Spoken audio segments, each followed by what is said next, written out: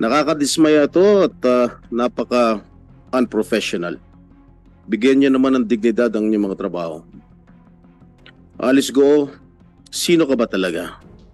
Hindi totoong lumaki ka sa farm? Hindi totoo si Teacher Rubilin? Hindi rin totoo na simpleng mamamayan ka lang? Puro kasinungalingan ang istorya na isinuwalat mo dito sa Senado at sa publiko. Gaano ba kalawak ang kanilang operasyon? At ano ang intensyon niya na pati pagiging mayor ay kailangan niyang pasukin? She openly mocked our government processes, disrespected our electoral system, and insulted every Filipino by believing she could run for mayor, win, and never be caught. Alice, binastos mo at binalahura mo ang buong gobyerno, ang buong sambayan ng Pilipino. Hindi ko maintindihan kung bakit nung nahuli ka, parang walang-wala sa'yo. Na-offend po kami. Na-offend po kami. Na even LGUs, even a town like Banban, ay kayang pasukin at kontrolin ng husto ng Pogo.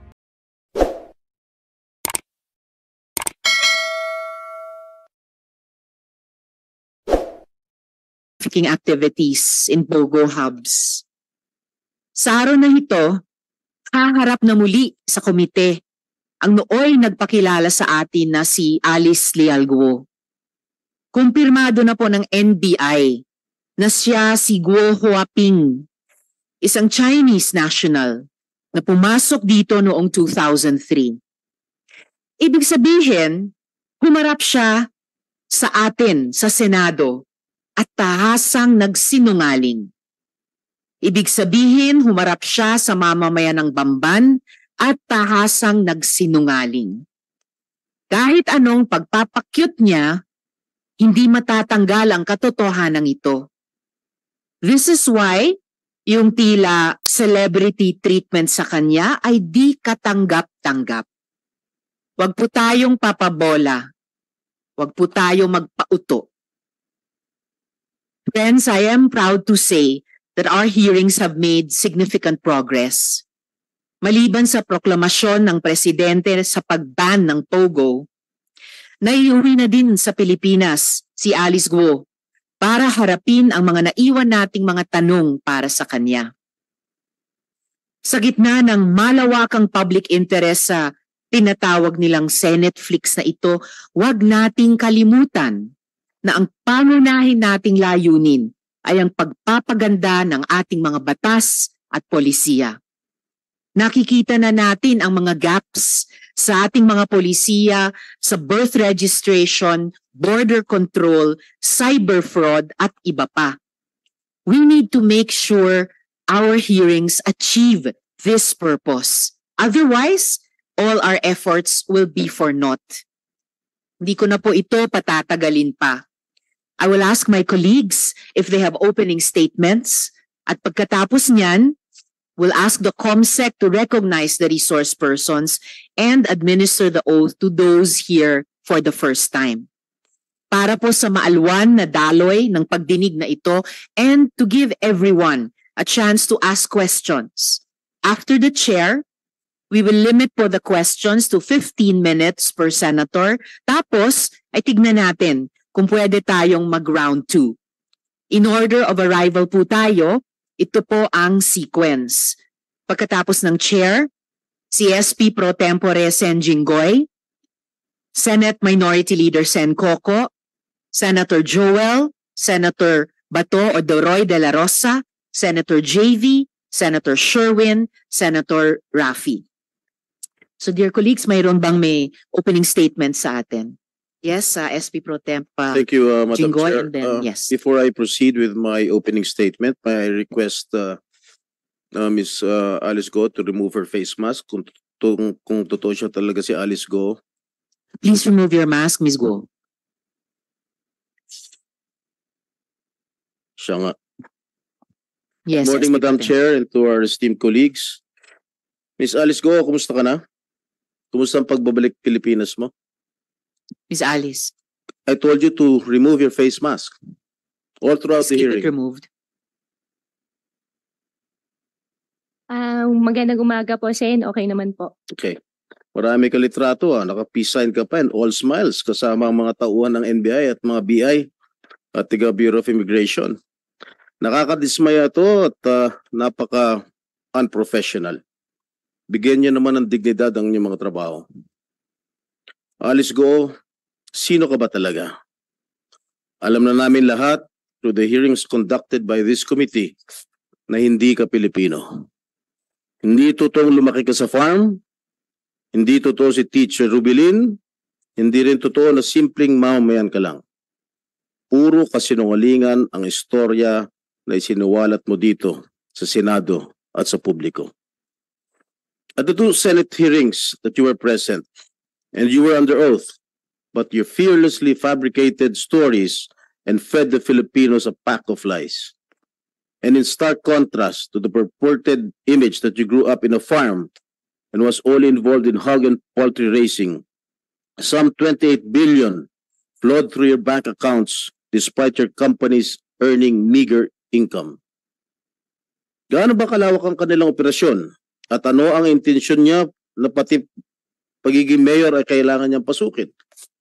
She openly mocked our government processes, disrespected our electoral system, and insulted every Filipino by believing she could run for mayor, win, and never be caught. At isa pa, tungkol sa kanyang counter affidavit na sinumite sa DOJ para sa kanyang human trafficking case na submitted na for resolution noong pang August 6, hindi ba talaga nakakapagtaka na nagpanotaryo noong August 14 sa San Jose del Monte, Bulacan, maski wala na siya sa bansa? Nag-request na tanggapin ng DOJ ang kanyang counter affidavit maski na tapos na ang deadline. Kaya naman pala pinagpipilitan ng kanyang mga abogado na nandito pa si Alice Go dahil may butas sa pagpapanotaryo. And it was all part of the narrative that Alice Go was still here. Her lawyers insisting that they were told by Alice Go that she is still here in the country despite reports that she was seen abroad. Dapat panagutin ang gumawa ng kabalustugan na ito.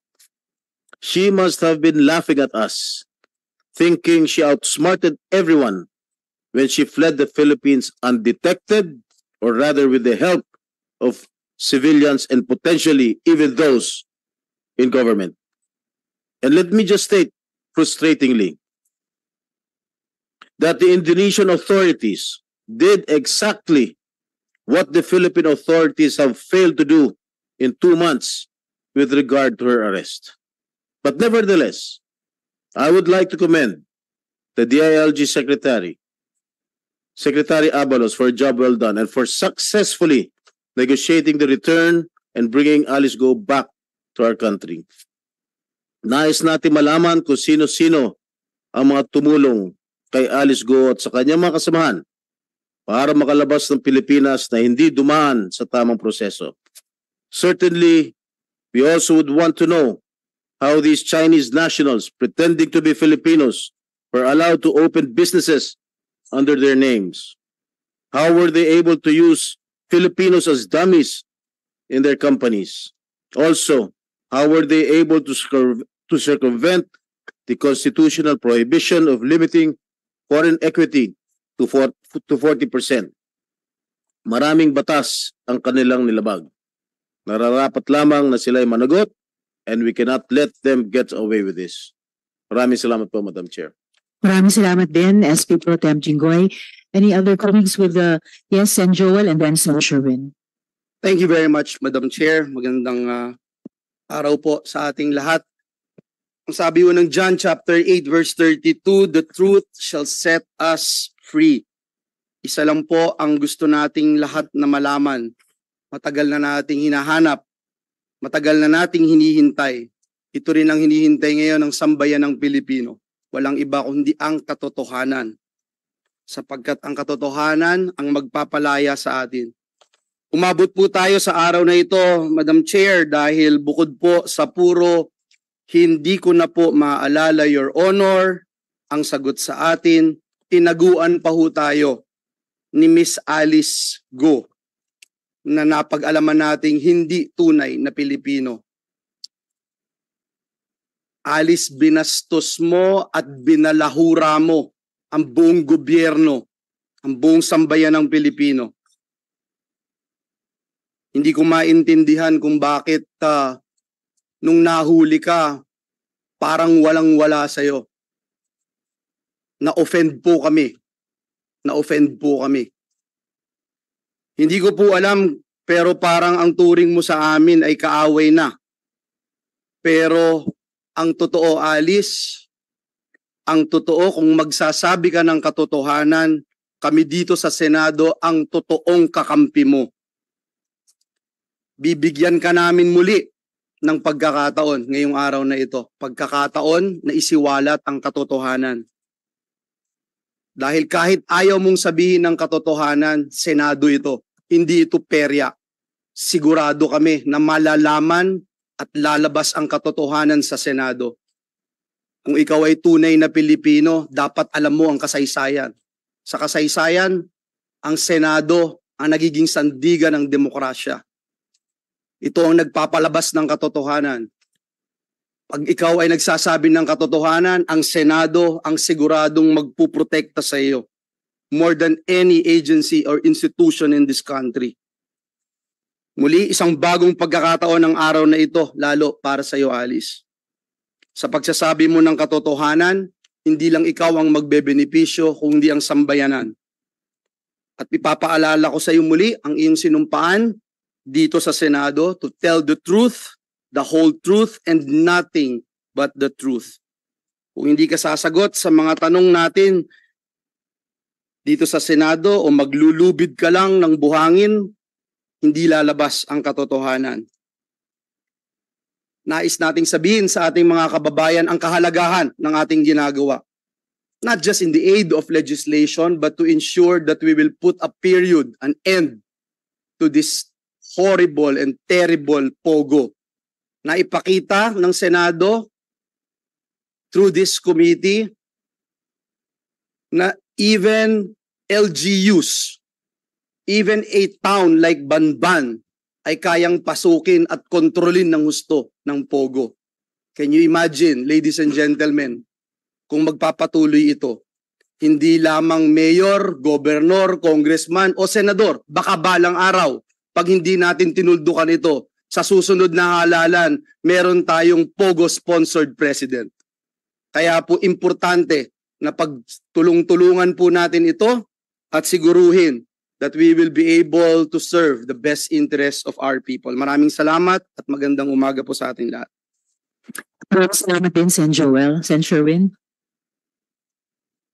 Go Huaping, nagsinungaling ka sa taong bayan, nagsinungaling ka sa Senado, at higit sa lahat, nagsinungaling ka sa sarili mong kababayan sa Bamban. Alam namin hindi ka Pilipino. Nakita namin yan sa pekeng birth certificate mo. Alam namin na hindi ka lumaki sa farm at hindi ka nag-homeschool. Dahil alam ko saan ka nag-aral, sa Grace Christian High School, na parehong eskwelahan na pinuntahan ko. Alam namin na merong kang kapatid na si Wesley Guo at si Seaman Guo na itinakwil mo nung una.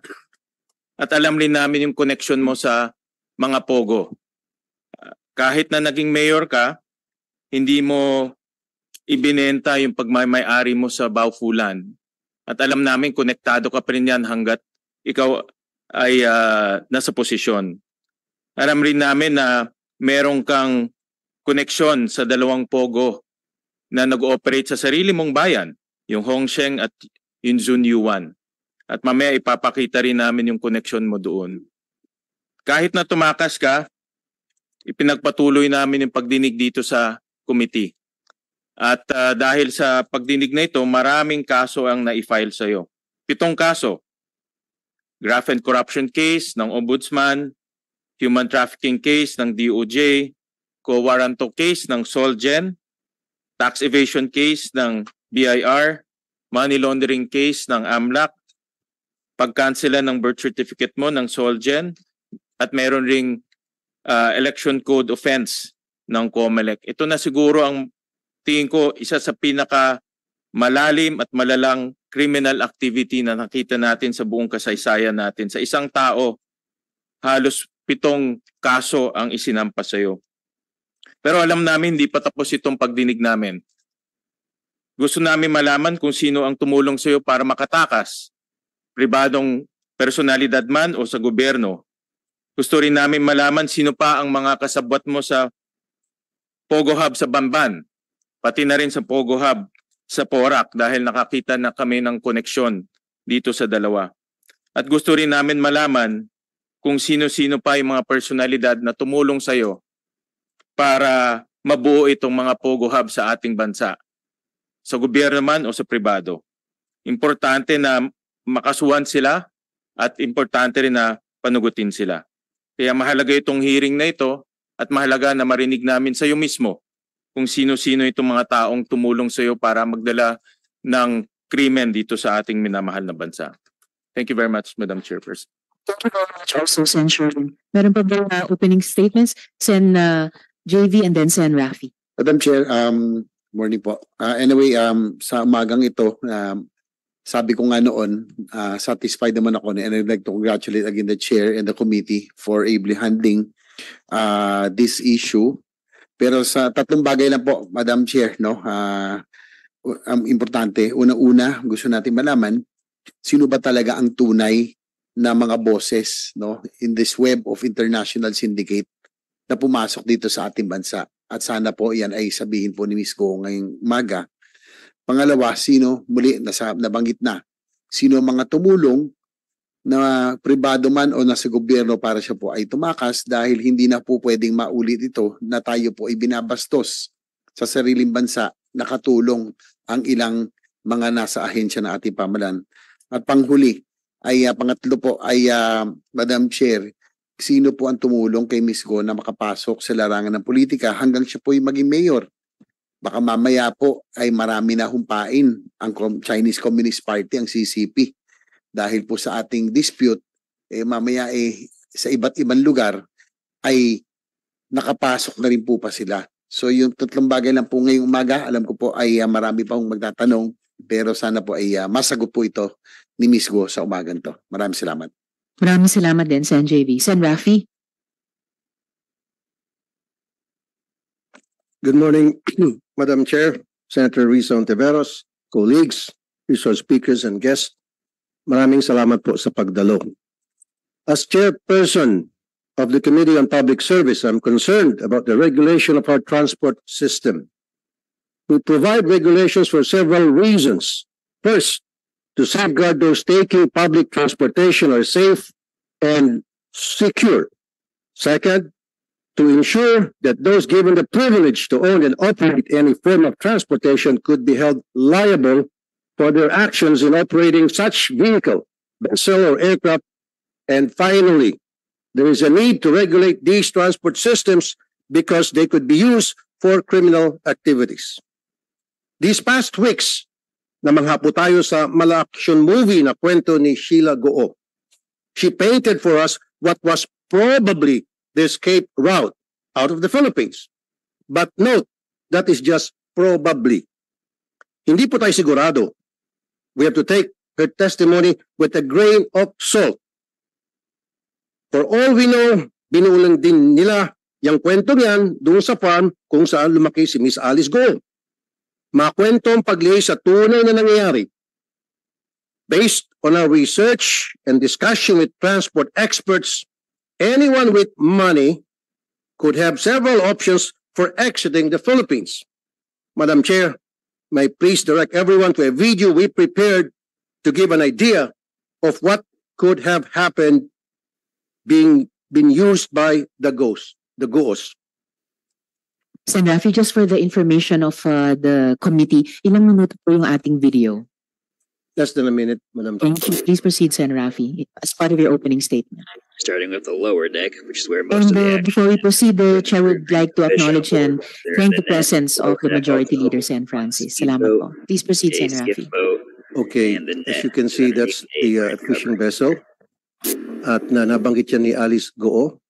Starting with the lower deck, during which is where one of most the hearings, happens. Sheila Goo, na sumakay sila sa maliit na boat kulay puti, and then nag-transfer sa isang fishing vessel.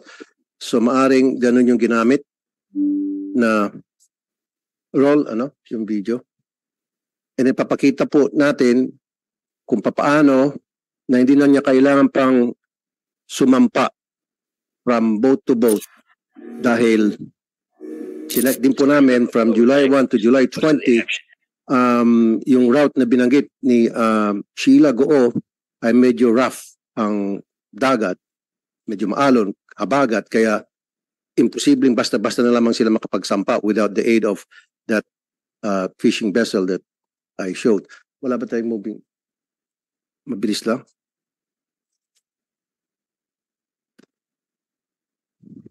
Can we proceed to show the video, please?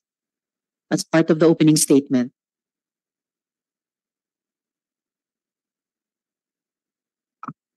Or kung hindi pa kaya sa ngayon, Sen. Raffy, baka sa bahagi ng pagtatanong nyo mamaya. Yes. Today, Madam Chair, with the help of our resource speakers from the Coast Guard, Immigration, CAAP, and other relevant agencies, I would like to identify the weak points in our border control. Madam Chair, our country's borders is very complicated. Every shoreline could serve as an exit point, and this makes the Philippines a potential hub for transnational crimes. We have to review our border control and transportation regulations policies. Wala po sa mga commercial modes of transportation ang problema. Kasi ang criminal, hindi naman po sasakayan ng MRT. Usually sarili niyang motorsiklo or heavily tainted na van. Ganon din po sa sea and air transport. Ang kriminal na may pera ay may ibang paraan ng paglalakbay. On another matter, Madam Chair, I would like also for us to look into the process and protocol in extracting fugitives in our country. This is not our first fugitive extraction. We have undergone this process before. But what was the reason why there seemed to be a different protocol with Alice Goo's extraction? Yusek Raul Vasquez said that it was just an immigration-to-immigration issue. Si Alice Goo, tulad ni Sheila Goo at Cassandra Ong, ay hinuli ng Indonesian authorities dahil sa immigration violation, dahil dalawang passport at hindi proper ang entry documents. That was the process that was followed because it is fast, efficient, and least expensive dahil nga immigration to immigration lang. Exclusion, removal on their side, and extraction on our side. In fact, for the two ladies, Sheila Goo and Cassandra Ong, there was just 2 immigration officers and 2 NBI officers who processed their extraction, and they took a regular commercial flight. What was the thought process behind the alternate protocol in the case of Alice Goo? The Senate arrest order was issued prior to the warrant issued by the Capas Tarlac RTC. I want this to be clarified in this hearing. And finally, was the dismissal of Alice Goo from being mayor a scheme for the filing of the case in Capas Tarlac? Would it not be better if this case was filed in a court outside the jurisdiction of Tarlac, which Alice Goo treated as her playground? Of course, we assume that there is a regularity in our court processes. But maybe we should realign our policies to ensure that it cannot be manipulated. Because, let's face it, kung may natutunan tayo dito sa kwento ni Alice Goo, basta't may pera ka, walang imposible. Salamat po, Madam Chair. Salamat din po, Sen. Raffy. Kung wala na pong ibang opening statements, may I request COMSEC i-acknowledge yung ating mga resource persons at pagkatapos i-administer yung oath sa mga hindi pa nakapanumpa noon. Good morning, everyone.